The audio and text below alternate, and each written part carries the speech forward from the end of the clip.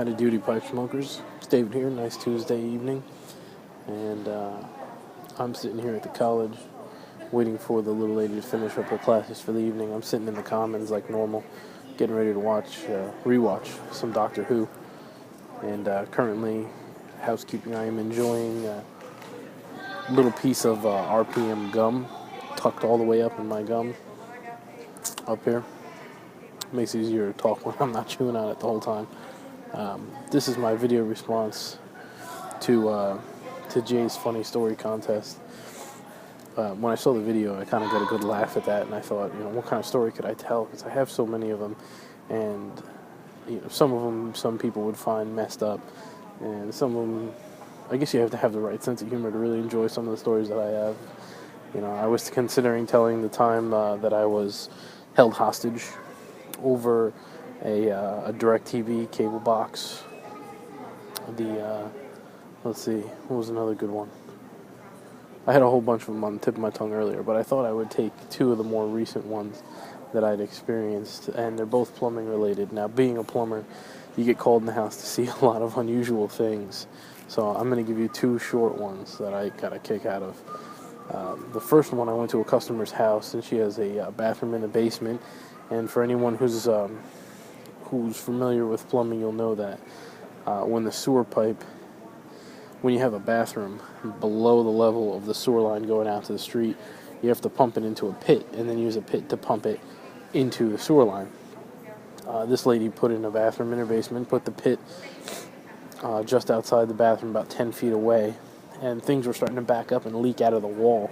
So we had to assume that there was a coupling back there that had a stoppage in it. So after fighting with it, I finally got the wall open, and I fought the coupling off enough to get inside of it. And I was stabbing around in there with a screwdriver, and I hit it one good time, and a piece of either chicken or turkey bone the size of my thumb, which you can see is a fairly decent sized thumb, and I'm talking all the way back to here. A piece of turkey bone, like the leg bone, drumstick area, popped out, and it looked fairly fresh, and it popped out and hit the floor, and I looked at it and said, I can't believe that there's a piece of chicken stuck in here. And then I said, ma'am, why don't you come downstairs and take a look so I can show you what's going on here. And she says, okay. And when I show her it, she's shocked. She goes, but we don't eat chicken. And I said, you sure about that? And she goes, yeah. And I said, okay. And I opened up the cabinet under the sink in the bathroom, and there was a bucket of fried chicken that I had found earlier. A bucket of fried chicken, still with pieces uneaten, and the rest was bones, just stuck under there. And needless to say, she looked pretty shocked. So that's story number one. I got a kick out of that when that happened. It was very tough not to laugh at a customer's home when something like that happens. And the second one is for people with a little bit more raunchy sense of humor. And some people would say it's funny. Some people would say it's messed up. I say it was messed up at the time, but it's funny now that I look back at it. I was at another customer's home, and she says, this is an emergency. You absolutely have to help me. And it was a sewer stoppage. So I said, sure, no problem.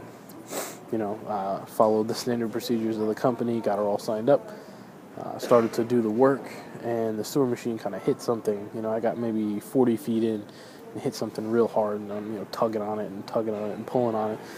And finally I grab hold of that cable. It was, 3/4 inch thick cable, and I yank real hard, and I hear, and all the water drains out, and I, feed the machine backwards to get it to come out.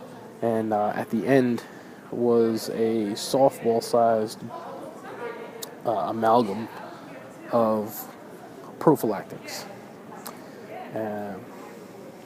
Apparently they're an extra tough form of latex because they had twisted and melded together to make this huge ball that had gotten stuck all the way out in the sewer line, probably about 45 feet out there.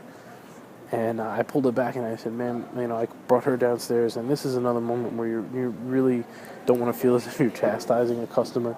you're just trying to help them out. And I said, ma'am, I just wanted to let you know that this is what I found in your sewer pipe. And I brought her over to the area, and I pointed to the big bowl of prophylactics, and I said, these are the kind of things that you shouldn't be flushing. I'm sure you know you don't flush feminine hygiene products or wipes or cleaning products or anything like that, and this is certainly something you don't want to flush. As you can see, they build up, and she had this look on her face that looked, I don't even know how to describe it, petrified is the best way I could say.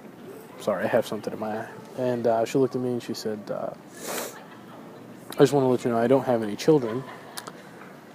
And these are her words. I just wanted to let you know I don't have any children, and my husband and I don't use those.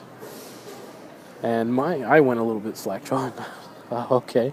And she said, can I pay you now? And I said, yes. And she pulled a credit card out and did the payment. And she said, can you just leave that where it is? And I said, sure. And I left. So needless to say, I was pretty shocked to hear that. And I think it was about 3 weeks later I went back, and the house looked different. It was a little bit cleaner. The furniture had changed. And I said, well, what are you doing, some redecorating? She goes, oh, yeah, I redecorated. And as a matter of fact, I got rid of all my stuff and decorated my ex-husband's apartment. So it was a little messed up at the time, like I said, but afterwards I did laugh about it a little bit. So as you can imagine, I've told these stories quite a few times. So it's just another day in the life of a plumber. So I hope you guys got a little laugh out of that story, or those two stories. And I wish everybody the best of luck with the contest, and thanks for putting up this interesting contest. I've never heard anything quite like that, Jay. So I hope you guys enjoyed, and enjoy the rest of your night. Sweet smokes. We'll talk to you soon.